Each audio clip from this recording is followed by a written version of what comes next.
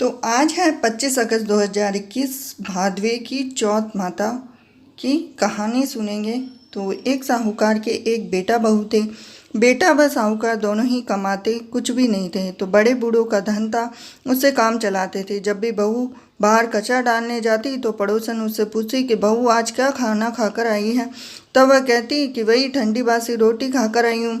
अब एक दिन यह बात साहूकार के बेटे ने सुन ली, तो उसने अपनी माँ को सारी बात बताई और पूछा कि माँ, तू तो बहू को रोज गरम गरम रोटी परोसती है, तब भी वह पड़ोसी से कहती है कि वही ठंडी बासी रोटी खाती है। तब उसकी माता बोली कि बेटी, मैं तो चारों थालियाँ बराबर गरम गरम खाने की परोसती हूँ। यदि तुझे मुझ पर विश्वास नहीं हो तो अपनी आंखों से देख लेना।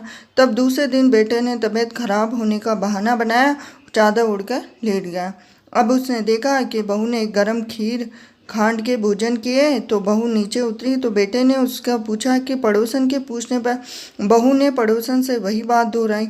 और तब उसका पति उठा और उससे कहने लगा कि अभी अभी तो गर्मा गर्म खाना खाकर आई है, तूने पड़ोसन से झूठ क्यों कहा?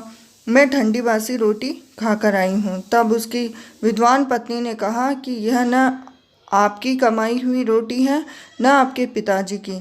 यदि इस तरह से बैठे बैठे धन को खर्च किया जाएगा तो कुएं के पानी की तरह एक दिन वह भी पूरा समाप्त हो जाएगा। तब उसका पति विदेश कमाने के लिए गया और पीछे से उसकी पत्नी 12 महीने का चौथ का व्रत करती थी।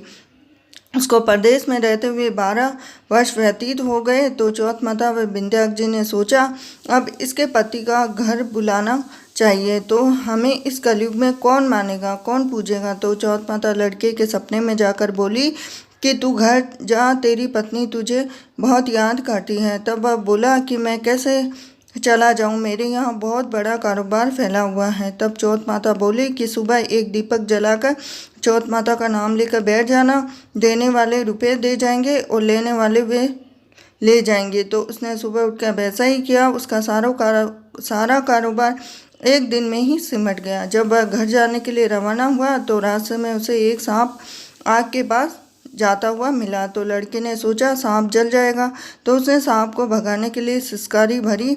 लेकिन तभी नागराज बोले कि हे पापी दुष्टी, मैं तो सांप योनि से मुक्त हो रहा था, लेकिन तूने मुझे सिसकार दिया, इसलिए मैं अब तुझको ढसूंगा। तब वह लड़का बोला कि हे नागराज, तुम मुझे अवश्य खा लेना। मैं आपको वचन देता हूँ, मैं 12 वर्ष बाद अपने घर मिलने जा रहा हूँ। कल रात आप अवश्य आ जाना। जब पति घर आया तो वह बहुत उदास था। पत्नी के कारण पूछने पर उसने बताया कि पत्नी चतुर थी। उसने एक सीढ़ी पर दूध का कटोरा रख दिया, दूसरी पर बालू मिट्टी बिछा दी और तीसरी पर फूलमाला बिखेर दिया। अब चौथी पर इत्र छिड़क दिया, पांचवी पर मिठाई रख दी। इस तरह उसने सातों सीढ़ियों पर कुछ ना कुछ रख दिया और दरवाज़ा खुला छोड़कर पलंग पर अपनी पत्नी की चोटी लटकाकर सो गया। अब सांप आया तो सबसे पहले उसने दूध पिया तो बोला, साहूकार के बेटे, तूने सुख तो बहुत दिए हैं, पर वचन का बंधा हूँ, इसलिए तुझे डसूंगा अवश्य। अब सातों सीढ़ियों पर उसने ऐसा ही कहा। जैसे ही वो उसको हंसने लगा तो चौथ माता विंध्याक जी ढाल व तलवार बन गए और सांप के 4 टुकड़े कर दिए। पूंछ का एक टुकड़ा लड़की की जूती में जाकर गिरा। सांप ने सोचा कि यह जूता पहनेगा तो उसको डस लूँगा। तभी वह बहुत आड़ चींटियाँ आ जाती है। तो उन्होंने कहा, यह स्त्री हमें रोज़ शक्कर व आटा खिलाती थी, तो इसकी रक्षा करनी चाहिए। तो चींटियों ने उस पर हमला कर दिया, उसकी पूंछ को भी पोली कर दी। जैसे ही सुबह हुई तो वहाँ खून ही खून हो रहा था। तो माँ ने सोचा मेरे बेटे बहू को किसी ने मार दिया, इसलिए वह चिल्लाने लगी। तभी बेटा बहू माँ बोला कि माँ खुशियाँ मनाओ, आज हमारा बैरी दुश्मन मर गया है। पूछने लगा कि मेरे पीछे से मेरी दीर्घ आयु के लिए कोई उपाय किया था क्या? तब माँ बोली, मैंने तो कुछ भी नहीं कहा। पत्नी से पूछने पर बोला कि 12 महीने की चौथ माता का व्रत किया, इसलिए चौथ माता विंध्याक जी ने हमारी सहायता करी। तब सास बोली कि 4 बार रोटी देती थी। तो फिर इसने चौथ का व्रत कैसे किया? तब बहन बोली कि एक बार गाय को खिलाती, एक बार मैत्रेयानी को देती, एक बार जमीन में गाड़ देती। शाम का खाना मैं चंद्रमा को अर्घ देकर खाती। यदि विश्वास नहीं हो तो पूछ लो।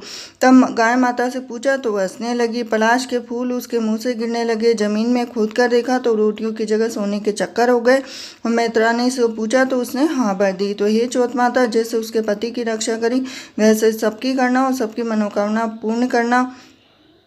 जय चौथ माता की।